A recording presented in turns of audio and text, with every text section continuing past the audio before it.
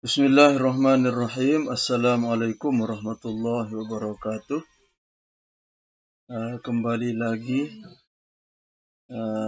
di channel YouTube ini. Saya kembali membuat video ini tentang tulisan singkat atau artikel yang ditulis oleh seorang konsultan, ya, dengan judulnya ini langsung saja, dengan gelas blok cahaya luar tembus ke dalam, bagian 3 ini, ya. Ini maksudnya gelas, ya, gelas blok, ya. Ini gelas blok dipasang di dinding gedung walet di lantai dasar, ya, bisa dipasang di lantai dasar ataupun di lantai 2. Nah, gelas blok ini kalau siang cahaya tembus ke dalam, terang. Nah, kalau malam cahaya lampu yang ada di luar itu menembus ke dalam. Jadi di dalam ruangan agak terang. Nah, ini mungkin jarang dibahas, ya. Jarang dibahas. Nah, jadi pada kesempatan ini langsung saja saya membacakan, ya, artikel atau tulisan beliau. Mudah-mudahan kita dapat manfaat daripada artikel ini, ya. Nah, ini ditulis pada tanggal 12 Juli 2021, ya. Sebulan yang lalu. Ini posted by Arif Budiman, ya. Beliau ini adalah terkenal, ya, seorang konsultan Asia Tenggara yang sudah terkenal di mana-mana, sering menangani gedung-gedung walet, baik yang baru maupun yang zong, ya. Nah, jadi langsung saja rekan-rekan sekalian, langsung saya bacakan saja, ya. Ternyata teknik pencahayaan untuk nesting room atau ruang inap sudah lama dipraktikkan oleh petani walet. Ini saya lihat, kata beliau, ini saya lihat di beberapa gedung walet di Pantura atau pantai utara Jawa Tengah. Antara lain di Juwana, Kudus, Pati, juga di Pekalongan dan Tegal. Namun teknik yang dilakukan tidak secara langsung memasang lampu di ruang inap, melainkan dengan memasang gelas blok pada dinding gedung sehingga cahaya lampu dari luar menembus ke dalam ruang inap. Nah, ini menarik ini, rekan-rekan sekalian. Nah, terus kita lanjut, ya. Ilmu lampu pada saat itu belum banyak yang mengerti. Bahkan terkesan masih dirahasiakan atau ditutup-tutupi. Mungkin karena sebagian petani walet berpikiran kondisi gedung walet harus gelap. Apabila ada cahaya di ruang inap, dikhawatirkan bisa mengusik burung walet dan tidak betah tinggal di dalam gedung. Apalagi cahaya tersebut menerangi sepanjang malam di ruang inap.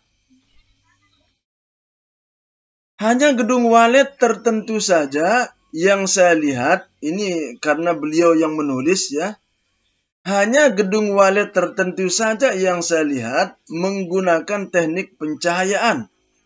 Dan tentu saja karena mereka sudah membuktikan perkembangan populasi walet meningkat secara positif akibat masuknya cahaya luar ke dalam gedung walet.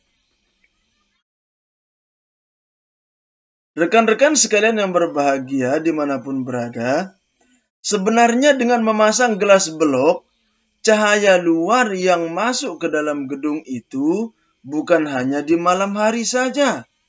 siang hari pun cahaya matahari tembus ke dalam ruang inap. Ini saya lihat, kata beliau, waktu saya masuk ke dalam gedung walet di daerah Pekalongan. Saat itu pukul 10 pagi. Di ruang inap kondisinya sedikit terang. Ternyata dari cahaya matahari yang menembus gelas blok. Ini cerita beliau. Pak Suwanto, pemilik gedung itu menjelaskan sejak dipasang gelas blok, ruang inap yang sebelumnya gelap gulita, sekarang ada sedikit pencahayaan. Kasus kematian anak walet yang dulu sering terjadi sekarang jauh berkurang. Nah, dulu sebelum adanya cahaya, waktu gelap gulita, anak walet banyak yang mati. Karena terlalu gelap, kurang cahaya. Nah, setelah dipasang gelas blok itu, ada cahayanya terang, jadi berkurang. Ya. Ia mengikuti saran saudaranya. Maksudnya Pak Suwanto ini mengikuti saran saudaranya yang gedung waletnya berada di Pati. Setelah dipasang gelas blok, perkembangan burung walet meningkat. Maka Pak Suwanto pun mengikuti jejak saudaranya itu. Posisi gelas blok, ini pemasangannya, rekan-rekan sekalian untuk dipahami. Posisi gelas blok sekitar 1 meter dari plafon, ya. Bukan 50 cm, tapi 100 cm atau 1 meter dari plafon sirip. Gedung walet Pak Suwanto tinggi 3 lantai, yang dipasang gelas blok di lantai dasar dan lantai 2. Itu pun di ruang belakang yang paling gelap. Diakui, setelah dipasang gelas blok terjadi pemerataan sarang semula pemerataan sarang, ya. Sekali lagi, diakui setelah dipasang gelas blok terjadi pemerataan sarang. Semula di ruang belakang jumlah sarangnya sedikit. Sarang banyak berada di ruang tengah. Setelah dipasang gelas blok, secara berangsur-angsur burung walet mulai membuat sarang di ruang belakang. Nah, semoga pengalaman ini bermanfaat, kata beliau. Amin ya rabbal alamin. Nah, rekan-rekan sekalian yang berbahagia, mengenai cahaya yang masuk ke dalam ruang inap ini sebenarnya tidak mengganggu burung walet, ya. Bahkan ada saya punya teman yang pernah saling berbagi pengalaman, ya, melalui WA. Beliau menceritakan bahwa memang dari awal, ya, namanya pengusaha budidaya walet ini, ya, pasti ada galaunya di awal-awal karena belum begitu paham tentang ilmu perwaletan. Nah, namun beliau menceritakan kepada saya bahwa di lantai bawah itu beliau memasang lampu. Lampu berapa watt? Pokoknya lampu yang tidak terang lah. Nah, itu dipasang lampu di lantai bawah. Ceritanya, ternyata setelah dipasang lampu di lantai bawah itu, banyak burung walet yang membuat sarang di lantai tersebut. Nah, ini artinya bahwa burung walet itu tidak takut dengan cahaya lampu. Jadi, rekan-rekan sekalian yang berbahagia, menurut pengalaman yang saya saksikan atau saya tonton di YouTube, bahwa para senior-senior yang dulu-dulu itu, ya, ternyata di dalam gedung walet mereka itu, mereka ada memasang lampu. Tetapi lampu yang wattnya sedikit, yang tidak terang. Nah, cara pemasangannya kayak apa? Nah, jadi mereka memasang lampu itu dibikinkan kotak, ya. Mereka memasang lampu itu dibikinkan kotak. Dibikinkan kotak lah, umpama kayak apa, ya. Dibikinkan kotak seperti ini. Nah, kotak. Nah, jadi lampunya itu dimasukkan di sini, ya. lampunya dimasukkan di dalam kotak ini. Jadi cahaya lampu itu tidak menyebar ke sirip-sirip. Jadi cahaya lampu itu langsung turun ke bawah. Jadi di lantai ya. Jadi cahaya yang keluar ke ruang inap ke sirip-sirip itu cahayanya remang-remang. Nah, ternyata itu sangat bagus ya.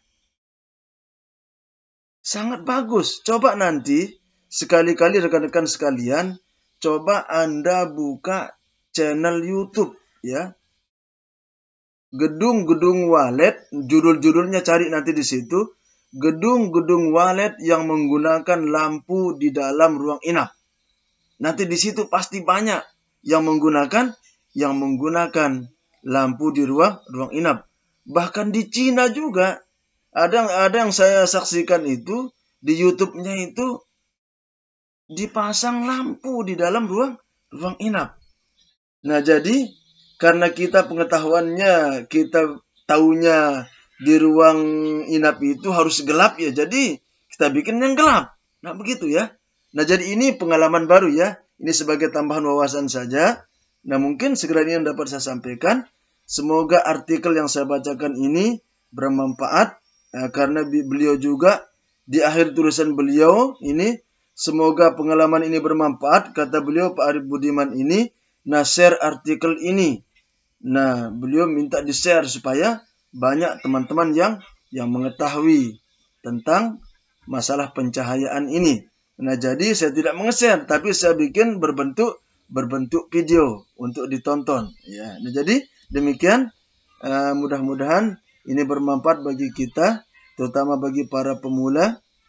Salam sukses buat kita semua. Sekali lagi mohon maaf atas segala kekurangan dan kekeliruan. Saya akhiri. Wassalamualaikum warahmatullahi wabarakatuh.